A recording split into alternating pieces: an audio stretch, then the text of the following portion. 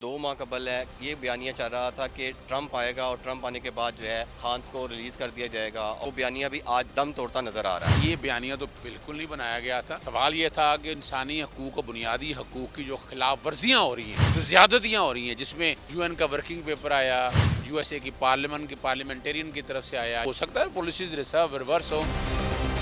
जानिब से भी कहा गया था कि IMF को खतूत लिखे गए थे कि भाई ना कर्जा दिया जाए, वो भी बिल्कुल ये बात भी गलत है। भाई ऐसा कोई खत दिखा देना आज तक, अगर वो ऐसी चीज़ें थी तो जनाब वो पीक एक्ट आपके पास है, फेक न्यूज़ पे खबरें पर्चे दर्ज करा देते कम से कम, कि झूठे थे ना अगर ये बातें सारी हैं। जब रिहाई का वक्त आया तो 190 मिलियन पाउंड का केस है सारे सामने ले आए आप, चले पर्चा दर्ज कर दिया, चले दे दिया मुकदमा, केस ही कुछ नहीं है उसमें। उसके अब अपीलें लग गई हैं, अपीलों से पहले आपने आइन में तरमीम कर ली कि अपीलें नहीं सुनी जाएंगी। अस्सलाम वालेकुम, पब्लिक डिजिटल के साथ मैं हूं सुलेमान अमान और मेरे साथ इस वक्त वकील अज़हर सिद्दीक साहब मौजूद हैं। अच्छा सर, ये बताइएगा कि एक नए से नया बयानिया बनाया गया था और एक ये गुज़श्ता जो 2 माह कबल है ये बयानिया चल रहा था कि ट्रंप आएगा और ट्रंप आने के बाद जो है खान को रिलीज़ कर दिया जाएगा और बड़ा बयानिया बनाया गया था PTI की जानिब से, और वो बयानिया भी आज दम तोड़ता नज़र आ रहा है। बहुत शुक्रिया। देखें, ये बयानिया तो बिल्कुल नहीं बनाया गया था।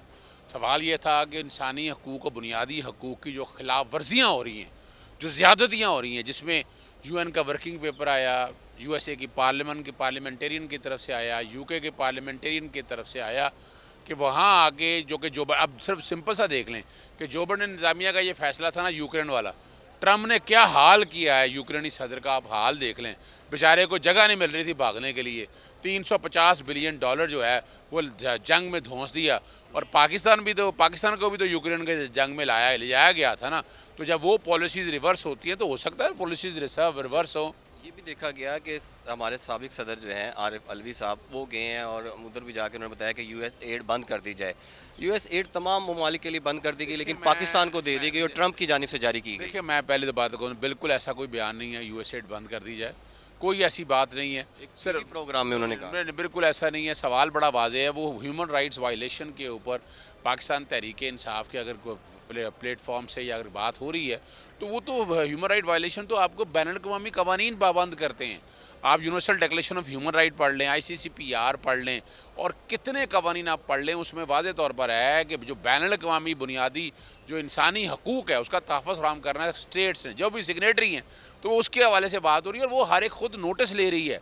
हमें कहने की क्या ज़रूरत है? हम तो सिर्फ हमारी तरफ से अगर कोई चीज़ें अगर गई हैं तो मटेरियल वहाँ तक गया है, दैट्स ऑल। बाकी जो फैसला करना है उन्होंने करना है। वो PTI की जानिब से भी कहा गया था कि IMF को खतूत लिखे गए थे कि भाई ना कर्जा दिया जाए, वो भी बिल्कुल ये बात भी गलत है। बिल्कुल ये नहीं लिखा ला रहे हैं, यही बयानिया चलता है। सुने ना ना ना, यही तो बयानिया झूठ बोलते हैं ना, उन्हें चैलेंज कर। कौन लोग बोलते हैं? वो अभी नून लीग वाले और पीपल्स पार्टी वाले। भाई ऐसा कोई खत दिखा देना आज तक, अगर ऐसा कोई खत था, अगर कोई ऐसी चीज़ें थी तो जनाब वो पीक एक्ट आपके पास है, फेक न्यूज़ पे खबरें पर्चे दर्ज करा देते कम से कम, कि झूठे थे ना अगर ये बातें सारी हैं। वहाँ क्या कहा था, वहाँ IMF को जब कर्जा देता है तो उसकी ह्यूमन राइट वायलेशन के हवाले से कंप्लायंस की बात होती है कि आपने ह्यूमन राइट्स के ऊपर कंप्लाई करना है। वो हर गवर्नमेंट से पूछता है, यानी इसमें कोई अनोखा बात नहीं है। और अगर हमारी तरफ से भी लिखा गया तो ये लिखा गया था ह्यूमन राइट्स की कंप्लायंस की जाए, और यहाँ यानी किसी भी फोरम के ऊपर कोई इमदाद नहीं मांगी जा रही, कोई मदद नहीं मांगी जा रही। सिर्फ कहा जा रहा है कि पाकिस्तान के अंदर जो ह्यूमन राइट वायलेशन हो रही हैं उसके ऊपर बैनुल-अक़वामी कानून पर अमल दरामद किया जाए। मुतअद्दिद बार ये कह दिया है कि बानी PTI को रिहा कर दिया जाएगा, रिहा कर दिया जाएगा, कब? देखें, बातें तो बड़ी वाज़ेह हैं, अब आपके सामने हैं। जब रिहाई का वक्त आता है नया मुकदमा आ जाता है। अभी क्या था, अभी क्या किया उन्होंने, जब रिहाई का वक्त आया तो 190 मिलियन पाउंड का केस है सारे सामने ले आए आप, चले पर्चा दर्ज कर दिया, चले दे दिया मुकदमा, केस ही कुछ नहीं है उसमें। उसके अब अपीलें लग गई हैं, अपीलों से पहले आपने आइन में तरमीम कर ली कि अपीलें नहीं सुनी जाएंगी।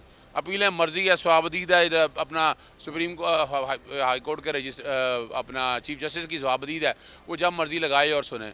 फिर उसके बाद हमने देखा कि जनाब 190 तोशाखाना 2 या तोशाखाना 3 के हवाले से नैब से केस ख़त्म हो गया और FIA से दिनों में केस लगाया गया। और जब उसके दायरा इख्तियार के हवाले से बात हुई, यानी वो क्या है, 2023 के रूल्स का इतलाक़ जो है 2018 से 19 से कर दिया गया, वो हो नहीं सकता है। और यही जस्टिस मियां गुल हसन औरंगज़ेब ने जब पूछा तो अब जस्टिस मियां गुल हसन औरंगज़ेब कहाँ हैं, वो वहाँ से उनको ले गए सुप्रीम कोर्ट चले गए हैं। तो डिले और डील क्यों? ना देखिए, डिले हमारी तरफ से कोई डिले नहीं है। इमरान खान पाकिस्तानी तहरीक का वाहिद लीडर है कि जो अदालतों में बैठ कर केस लड़ रहा है, फेस कर रहा है, कोई डीलें नहीं कही, कोई मुल्क से बाहर नहीं भागा। डील की वजह से तो डिले हो रहा। ना देखिए, डील तो इमरान खान की किताबों में है ही नहीं है। मैं नहीं समझता कि अगर डील होती तो इमरान खान तो बहुत पहले ये कर चुके होते। लेकिन वो एक ऐसा शख्स है जो डील के ना डील पे यकीन करता है ना ढील पे यकीन करता है। वो कानून की हुक्मरानी पे यकीन करता है और कानून की हुक्मरानी को सामने रखते आने वाले दिनों में इंशाल्लाह बेहतर रखें। ईद के बाद थोड़ा सा इंतज़ार करें आप। ईद में अब तैयारियाँ हो रही हैं। ईद के फ़ौरन बाद सड़कों पे आप कुछ लोग देखेंगे, आप पाकिस्तान तहरीक इंसाफ देखेंगे, बड़ी तादाद में आएंगे। और हो सकता है उस वक्त तक बैनुल-अक़वामी जो वायलेशन है उसमें कंप्लाइंस की बात आ जाए। बरतानिया में केस करने जा रहे हैं 26 नवंबर के हवाले से। देखिए, इस बारे में मेरे पास इतला नहीं है, लेकिन याद रखिएगा international criminal court of justice में जो अगर आपके यहाँ जेनोसाइड हो रही है, आपके यहाँ ह्यूमन राइट्स की वायलेशन हो रही है, तो कानून के मुताबिक, बैनुल-अक़वामी कानून के मुताबिक कार्रवाई हो सकती है। अच्छा, ये बता दीजिएगा कि जो सुप्रीम कोर्ट में केसेस चल रहे हैं सिविलियंस के ट्रायल के हवाले से फौजी अदालतों में, आपको क्या लगता है, आर्गूमेंट्स आप भी सुन रहे हैं, हम भी देख रहे हैं, बात किस तरफ जाएगी? देखिए, अभी तक तो मैं जो नज़र आ रहा है ना कि हुकूमत ने आइनी कोड किसी एक मकसद के लिए बनाए गए थे, वो आइनी कोड्स को अगर सामने रख कर देखें, अभी तक तो दो चीज़ें बड़ी वाज़ेह हैं। एक तो जुरिस्डिक्शन है कि प्राइवेट आदमी के ऊपर, आम आदमी के ऊपर जो है आप अदालतों में कार्रवाई नहीं कर सकते। फिर मिलिट्री कोर्टों से, जिस तरह से दहशतगर्दी की कोर्टों से ले जाया गया, कोई वजूहत नहीं दी गई हैं। असूली तौर के ऊपर देखा जाए कि ये अगर सेक्शन 2D जो है वो बच जाता है, या कोर्ट कहती है कि ये 2D का इतलाक़ सिर्फ़ और सिर्फ फ़ौजियों तक होगा, तो फिर तो ये मामला जो सुप्रीम कोर्ट का पहला फ़ैसला है वो बरकरार रहेगा। अगर सुप्रीम कोर्ट ये कहती है कि नहीं, फ़ैसले हमने सारे नीचे फ़ैसले सारे हो गए हैं, कोई रेमेडी लेने, तो रेमेडी तो ऑलरेडी नहीं है, ना उसकी अपील है, ना आप हाई कोर्ट में आप आइनी तौर पर आ सकते हैं। लेकिन वो जो कि सुप्रीम कोर्ट में मामला पेंडिंग पड़ा है, वो भी रास्ता रुका पड़ा है। तो मैं अभी तो फ़िलहाल मैं यही कह सकता हूँ कि उम्मीद तो यही है कि ये सुप्रीम कोर्ट जो है वो जो 5 रुकनी बेंच का जो फ़ैसला है उसको बरकरार रखेगी।